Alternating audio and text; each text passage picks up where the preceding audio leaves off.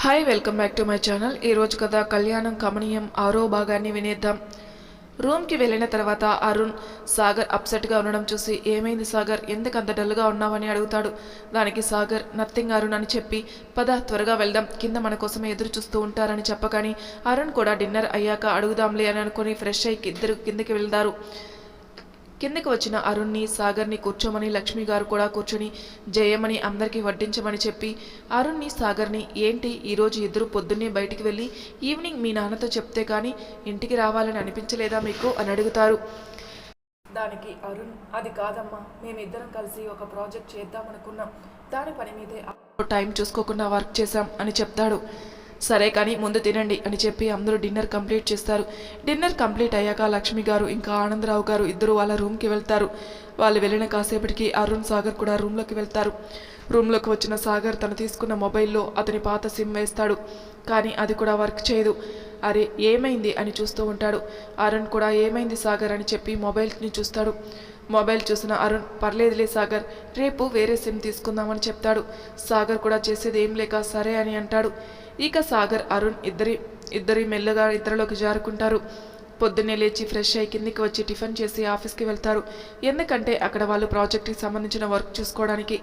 ఇక్కడ ఆనందరావు గారు కూడా నిద్ర లేచి టిఫిన్ కోసం కిందికి వచ్చేసరికి లక్ష్మి గారు ఒక్కరే కనిపించేసరికి అరుణ్ సాగర్ ఇంకా కిందికి రాలేదా అని లక్ష్మి అడుగుతాడు. వాళ్ళిద్దరు కిందికి రావడము టిఫిన్ చేసి ఆఫీస్కి వెళ్ళడము రెండూ జరిగిపోయాయి అని చెప్పగానే ఏంటి ఇంత త్వరగానే అని అంటారు. అవునండి, వాళ్లకు నిన్న చెప్పిన ప్రాజెక్టుకి సంబంధించిన ఏదో వర్క్ ఉందంట, అందుకే త్వరగా వెళ్ళారు అని చెప్పి ఆనందరావు గారికి టిఫిన్ వడ్డిస్తుంది. ఆయన లక్ష్మిని నువ్వు టిఫిన్ చేసావా లక్ష్మి అని అడుగుతారు. మీరు చేయకుండా నేను ఎప్పుడైనా టిఫిన్ కానీ భోజనం కానీ చేశానా అని అడుగుతారు. సరే అయితే కూర్చో అని ఇద్దరు కూర్చొని టిఫిన్ చేస్తారు. టిఫిన్ చేశాక ఆనందరావు గారు తన భార్యతో సరే లక్ష్మి నేను ఆఫీస్కి వెళ్ళి వస్తాను అని చెప్పి ఆయన ఆఫీస్కి బయలుదేరతాడు. ఆనందరావు గారు వచ్చేసరికి ఇక్కడ అరుణ్ ఇంకా సాగర్ ఇద్దరు సైట్ చూడడానికి బయటకు వెళ్ళడానికి బయలుదేరుతుంటారు. వాళ్ళని చూసిన ఆనందరావు గారు ఇద్దరు ఎక్కడికి బయలుదేరారు అని అడుగుతాడు. దానికి వాళ్ళు సైట్ దగ్గరికి వెళ్తున్నామని చెప్తారు. సరే అని చెప్పి ఆనందరావు అతని క్యాబిన్కి వెళ్తాడు. బయటికి వచ్చిన సాగర్ ఇంకా అరుణ్ ఫాస్ట్గా ఫస్ట్ సాగర్కి సిమ్ తీసుకొని అని అక్కడికి వెళ్తాడు. సిమ్ తీసుకొని మొబైల్లో వేసుకుని అది యాక్టివ్ అవ్వడానికి టైం పడుతుందని వాళ్ళిద్దరు కూడా సైట్ దగ్గరికి వెళ్ళి అక్కడ పని చూసుకుంటారు. సాగర్ అరుణ్ ఇద్దరు సైట్ దగ్గర నుండి నేరుగా ఇంటికి వెళ్తారు. వాళ్ళు వెళ్ళేటప్పటికి రాత్రి అవుతుంది. ఆనందరావు గారు కూడా అప్పటికే ఇంటికి వచ్చి ఉంటాడు. ఇంటికి వచ్చిన అరుణ్కి సాగర్కి అక్కడ ఆనందరావు గారు కనిపిస్తారు. ఆయన్ని ఇద్దరు విష్ చేసి రూమ్కి వెళ్తారు. రూమ్కి వచ్చిన ఇద్దరు కూడా ఫ్రెష్ అయ్యి కిందికి వచ్చి అందరూ కలిసి డిన్నర్ చేసి పడుకోవడానికి రూమ్లోకి వెళ్తారు. కానీ ఇక్కడ హైదరాబాద్లో ఉన్న అమృతకి మాత్రం సాగర్ గురించి ఎంత ప్రయత్నం చేసినా అతని గురించి ఏమీ తెలియడం లేదు. అలాగని తన ప్రయత్నం మాత్రం వదలలేదు. సాగర్ గురించి వెతుకుతూనే ఉంది. కానీ పాపం సాగర్ ఫోన్ పాడైపోవడం వల్ల అతను అమృతకి ఫోన్ చేయలేకపోతున్నాడని ఆమెకి తెలియదు కదా, అందుకే చాలా టెన్షన్ పడుతుంది. ఇక్కడ సాగర్ మాత్రం ఆ రోజు వర్క్ వల్ల కాస్త తిరగడం వల్ల అలసటగా అనిపించి త్వరగానే నిద్రపోతాడు. ఆనందరావు గారి ఇంట్లో తెల్లవారగానే అందరూ నిద్రలేచి ఫ్రెష్ అయి స్నానాలు చేసి కిందికి వస్తారు. అలా కిందికి వచ్చిన అందరూ టిఫిన్ చేసి కాసేపు సోఫాలో కూర్చుంటారు. అలా కాసేపు మాట్లాడుకున్నాక సాగర్ తను నిన్న తీసుకున్న సిమ్ యాక్టివ్ అయి ఉంటుంది అని వెళ్ళి తన ఫోన్ తీసుకుని చూస్తాడు. అతను చాలా హ్యాపీ ఫీల్ అయ్యి తనకి కేవలం శేఖర్ ఇంకా అతను రెంట్కుంటున్న ఏరియాలో ఉన్న ఒక టిఫిన్ సెంటర్ నెంబర్ మాత్రమే గుర్తుంటుంది. ఆ నెంబర్ మాత్రమే ఎందుకు గుర్తుంది అంటే సాగర్కి ఇంకా అతని ఫ్రెండ్కి మొబైల్ లేనప్పుడు అక్కడికి టిఫిన్ సెంటర్ నెంబర్ ఇచ్చేవారు. ఆ టిఫిన్ సెంటర్ ఓనర్కి కూడా సాగర్ పైన ఇంకా శేఖర్ పైన ఒక మంచి అభిప్రాయం ఉంది. అందుకే సాగర్కి కానీ శేఖర్కి కానీ అతని టిఫిన్ సెంటర్కి వాళ్ళ కోసం వచ్చిన కాల్స్ని వాళ్ళకి చెప్పేవాడు. అలా సాగర్కి ఆ టిఫిన్ సెంటర్ నెంబర్ గుర్తుంది. వెంటనే సాగర్ ఫోన్ చేయగానే అక్కడే ఉన్నటువంటి టిఫిన్ సెంటర్ ఓనర్ లిఫ్ట్ చేసి హలో ఎవరు అని అడుగుతాడు. నమస్తే అంకుల్, నేను సాగర్ని అని చెప్పి తన ఫోన్ పాడైపోయింది, అందులో ఉన్న నెంబర్స్ అన్నీ పోయాయి, ఒకసారి శేఖర్ అక్కడికి వచ్చినప్పుడు ఈ నెంబర్కి కాల్ చేయమనండి అని అతని నెంబర్ ఇస్తాడు. తప్పకుండా సాగర్, అలాగే ఇస్తానని చెప్పి అతనికి టిఫిన్ సెంటర్ గిరాకీ ఉండడం వల్ల తొందరగానే ఫోన్ పెట్టేశాడు. ఇంకా సాగర్ కాస్త రిలాక్స్గా ఫీల్ అవుతాడు. శేఖర్ కాల్ చేస్తే ఎలాగోలా అమృతకి కాల్ చేయొచ్చని అలా సాగర్ ఆనందరావు ఇంకా అరుణ్ కూర్చున్న సోఫా దగ్గరికి వస్తాడు. అప్పుడే అరుణ్ ఓకే సాగర్, మనం వెళ్ళి అక్కడ సైట్ దగ్గర కొన్ని పర్మిషన్స్ లాంటివి తీసుకోవాలి అని చెప్పి ఇద్దరు కలిసి బయటికి వెళ్తారు. ఆనందరావు గారు మాత్రం కాస్త టైం అయ్యాక ఆఫీస్కి వెళ్దామని అక్కడే కూర్చొని లక్ష్మి గారితో మాట్లాడుతుంటారు. అప్పుడే లక్ష్మి గారు ఆనందరావు గారితో, ఏమండి, చలపతి అన్నయ్య గారు ఫోన్ చేశారు అని అడుగుతారు. లేదు లక్ష్మి, ఇంకా ఫోన్ చేయలేదని చెప్తారు అని ఆనందరావు గారు అన్న వెంటనే అతని ఫోన్కి చలపతి గారు ఫోన్ వస్తుంది. లక్ష్మి ఇంకా ఆనందరావు ఇద్దరూ కూడా చాలా సంతోషపడిపోతారు. వెంటనే ఆనందరావు గారు ఫోన్ లిఫ్ట్ చేసి, చెప్పరా చలపతి అనగానే, చలపతి గారు బాగున్నావా ఆనంద్ అని అడుగుతాడు. నేను బాగానే ఉన్నాను, నువ్వెలా ఉన్నావు అని అడుగుతారు. బాగున్నానురా, చెప్పు, అమృత పెళ్ళికి ఒప్పుకుందా అని అనగానే, చలపతి గారు ఒప్పుకుందిరా, కానీ తనకి ఒక 6 నెలల టైం కావాలని అడిగిందిరా, అదే విషయం నీకు చెప్పాలా అని ఫోన్ చేస్తున్నానని అనగానే, దానిలో ఏమిందిరా, 6 నెలలే కదా, పర్వాలేదురా, మాకు ఓకే అని చెప్పగానే చలపతి గారికి కాస్త రిలీఫ్గా ఉంటుంది. కానీ అసలు అమృత ఏం చెప్తుందా అని అనుకున్నారు. చలపతి గారు ఆలోచనలో ఉండగానే, అరే చలపతి అని ఆనంద్ గారు పిలవడంతో అని అన్నారు.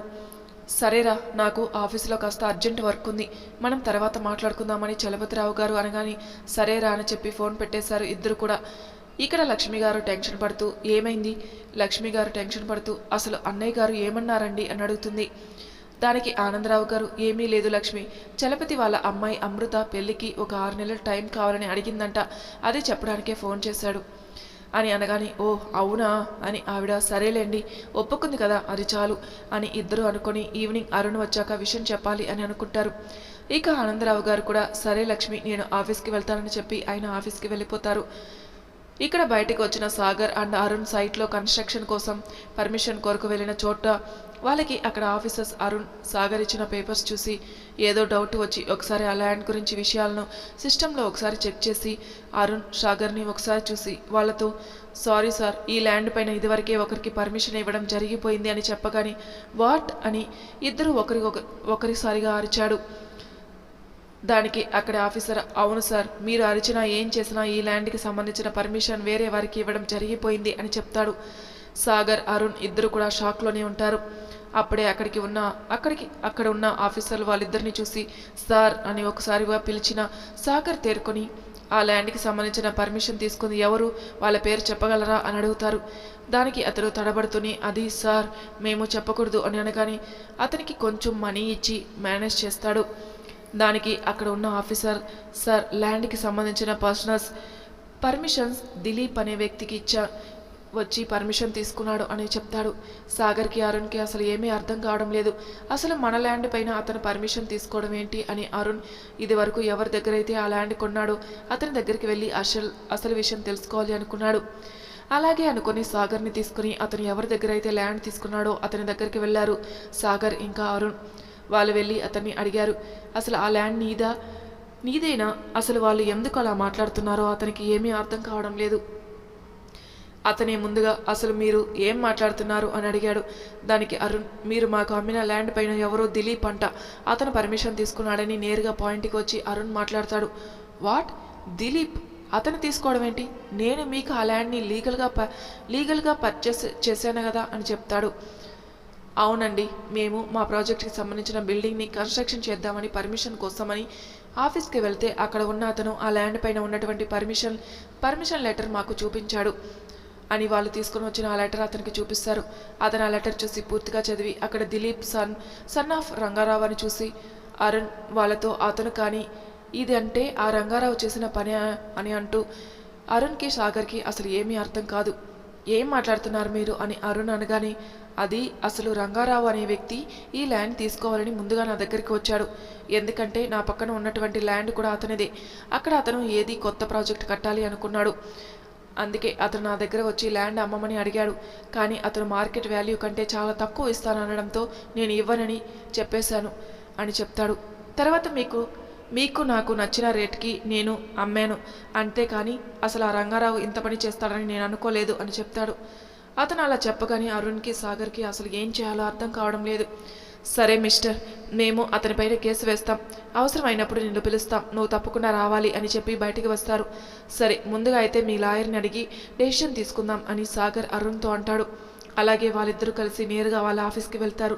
అక్కడికి వెళ్ళాక నేరుగా ఆనందరావు క్యాబిన్కి వెళ్ళి అక్కడ జరిగిందంతా అతనికి చెప్తారు. అది అంతా విన్నాక ఆయన, సరే కానీ అరుణ్ అతను రంగారావు కొడుకా అని అడుగుతాడు. అవును daddy, Dilip son of Rangarao అని ఉంది. సాగర్ దగ్గర ఉన్నటువంటి లెటర్ తీసి ఆనందరావు ఇస్తాడు. అది చూసిన ఆనందరావు గారు కాస్త టెన్షన్ పడతాడు.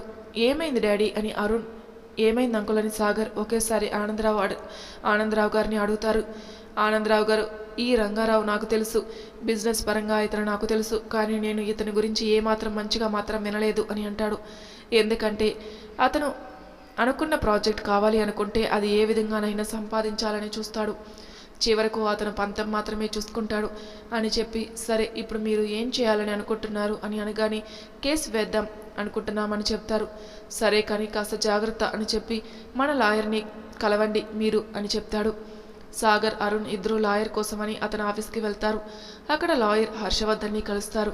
ఆయన దగ్గరికి వెళ్ళిన సాగర్ ఇంకా అరుణ్ లాయర్ని విష్ చేస్తారు. లాయర్ గారు కూడా వాళ్ళని విష్ చేసి కూర్చోమని అక్కడ అతని ముందు ఉన్న చైర్ ఆఫర్ చేస్తాడు. సాగర్, అరుణ్ ఇద్దరు కూడా అక్కడ కూర్చొని అసలు విషయం అంతా ఎక్స్ప్లెయిన్ చేస్తారు. అంతా వింటుంటే హర్షవర్ధన్ గారు, ఓకే మిస్టర్ అరుణ్, నేను వాళ్ళకి ఒక నోటీస్ పంపిస్తాను, దాని తర్వాత వాళ్ళు ఏం చేస్తారో దానిని బట్టి మనం ప్రొసీడ్ అవుదాం అని చెప్తారు. ఇక అరుణ్, సాగర్ కూడా ఇద్దరు ఆఫీస్కి వెళ్ళి ఆనందరావు గారికి చెప్తారు. ఆయన కూడా అంతా విని సరే అని చెప్పి ఈవినింగ్ అవడంతో ఇంటికి బయలుదేరుతారు. అలా ఇంటికి వెళ్ళిన వాళ్ళకి లక్ష్మి గారు హాల్లోనే కూర్చొని కనిపిస్తారు. కానీ ఆమెను ఎవరూ కూడా పలకరించకుండానే ఎవరి రూమ్లోకి వాళ్ళు వెళ్తారు. అలా వెళ్ళిన వాళ్ళని చూసిన లక్ష్మి, ఏమైంది వీళ్ళకి అలానే వెళ్ళిపోతున్నారే అని అనుకుంటారు. అందరూ ఫ్రెష్ అయ్యి కిందికి వచ్చాక జయమ్మకి చెప్పి అందరికీ కాఫీ తీసుకుని రమ్మని చెప్తుంది. అక్కడే ఆమె కూడా వాళ్ళతో పాటుగా కూర్చుంది. ఏమైంది, అందరూ ఎందుకు డల్లుగా ఉన్నారు అని అడిగింది. ఆనందరావు కూడా ముందుగా లక్ష్మి గారికి జరిగిన విషయం మొత్తం చెప్తారు. ఆవిడ కూడా, అయ్యో అలా జరిగింది ఏంటండి, మన పిల్లలు చేద్దామనుకున్న ప్రాజెక్టుని ఆమె కూడా కాస్త బాధపడతారు. అప్పుడు అరుణ్, ఏం కాదమ్మా, మనం లీగల్గానే ఆ ల్యాండ్ని కొన్నాం అని, అందుకే కదా నేను లాయర్ గారి దగ్గరికి వెళ్ళి వాళ్ళకి నోటీసులు పంపించాను అని చెప్తాడు. సరేరా, కానీ మీరు జాగ్రత్త అని చెప్తుంది. ఎందుకంటే ఇదివరకు ఒకసారి ఆనందరావు గారు కూడా ఆ రంగారావు గురించి లక్ష్మి గారికి చెప్పారు. అంతలోని కాఫీ రావడంతో అందరూ కాఫీ తాగి అక్కడే కూర్చున్నారు. అప్పుడే ఆనందరావు గారికి చలపతి గారు కాల్ చేసి చెప్పిన విషయం గుర్తొచ్చి వెంటనే అరుణ్తో అదే విషయం చెప్తాడు. దానికి అరుణ్, పర్లేదులేనన్నా, అప్పటి వరకు మనకు ఈ ల్యాండ్ ఇష్యూ కూడా పూర్తవుతుంది అని చెప్తారు. సాగర్కి కూడా కాస్త టెన్షన్గానే ఉంది. ఎందుకంటే అసలు త్వరగా ఈ ప్రాజెక్ట్ కంప్లీట్ చేసుకుని హైదరాబాద్ వెళ్ళాలి అనుకున్నాడు. కానీ ఇది కాస్త లేట్ అయ్యేలా ఉంది. శేఖర్కి అసలు ఆ అంకుల్ నా నెంబర్ ఇచ్చాడా లేదా అని ఆలోచిస్తున్నాడు. ఇక్కడ అమృత మాత్రం సాగర్ గురించి ఆమెకి తెలిసిన అన్ని మార్గాల్లో వెతుకుతుంది. కానీ ఆమెకు ఏ దారి కనిపించడం లేదు. అలా ఇక్కడ బెంగళూరులో అరుణ్ వాళ్ళ ఇంట్లో అందరూ డిన్నర్ చేసి పడుకుంటారు. సాగర్కి మాత్రం అసలు శేఖర్కి నా నెంబర్ తీసుకున్నాడా లేదా అని ఆలోచిస్తూనే ఎప్పటికో నిద్రలోకి జారుకున్నాడు. ఓ 2 రోజులు కూడా ఇలాగే గడిచిపోయింది. ఆ 2 రోజుల తర్వాత ఉదయాన్నే అందరూ లేచి ఫ్రెష్ అయి కిందికి వచ్చి అక్కడ సోఫాలో కూర్చున్నారు. అప్పుడే వాళ్ళ ఇంట్లోకి ఒక వ్యక్తి ప్రవేశిస్తాడు. అతను ఎవరు అన్న విషయం అక్కడ ఎవరికీ తెలియదు. కానీ ఆనందరావు గారికి మాత్రం అతన్ని చూస్తూ ఉంటే ఎందుకో రంగారావుని చూస్తున్నట్టు అనిపిస్తూ ఉంటుంది. అదే అవమానం ఉన్నా కూడా అతను ఏమీ మాట్లాడకుండా ఉంటాడు. లోపలికి వచ్చిన ఆ వ్యక్తి నేరుగా వచ్చి సోఫాలో కూర్చొని హాయ్ ఎవ్రీవన్ అని స్టైల్గా అక్కడే ఉన్న సోఫాలో కూర్చుంటాడు. అతను కనీసం వాళ్ళ పర్మిషన్ కూడా లేకుండా లోపలికి రావడం కాకుండా అలా కూర్చునేసరికి అరుణ్కి, సాగర్కి చాలా కోపం వస్తుంది. వెంటనే అరుణ్, హేయ్, అసలు ఎవరు నువ్వు, ఎందుకు మా ఇంటికి వచ్చావు అని అడగగానే, ఓ నేను ఎవరు కూడా వీళ్ళకి తెలియదా, ప్రసాద్ అని అతని పిఏతో అంటాడు. అప్పుడే సాగర్, హే అసలు నువ్వు తెలియదు అని నిన్ను అడుగుతుంటే నువ్వు నాకు సమాధానం చెప్పకుండా మీకు మీరే మాట్లాడుకుంటారేంటి, కాస్త సీరియస్గానే అని అడుగుతాడు. ఓ అయితే మీకు నిజంగానే నేను ఎవరో తెలియదన్నమాట. సరే నువ్వు వాళ్ళకి చెప్పు ప్రసాద్ అని తన పిఏకి ఆర్డర్ వేస్తాడు. దానికి అతను పిఏ అరుణ్ లాయర్ పంపించినటువంటి నోటీస్ని అక్కడ టీపాయ్ మీద పెట్టి ఈయనే దిలీప్ అని చెప్తాడు. ఇప్పుడే ఆనందరావు గారికి అతను అనుమానం నిజమే అని అర్థమవుతుంది. అతన్ని చూడగానే తనకి అనుమానం వచ్చింది, కానీ నిజమో కాదో తెలియకుండా అనడం కరెక్ట్ కాదని ఆగిపోయాడు. ఇక అరుణ్ అయితే నువ్వు ఎందుకు వచ్చావు ఇక్కడికి అని చాలా కోపంగా దిలీప్ని ప్రశ్నిస్తాడు.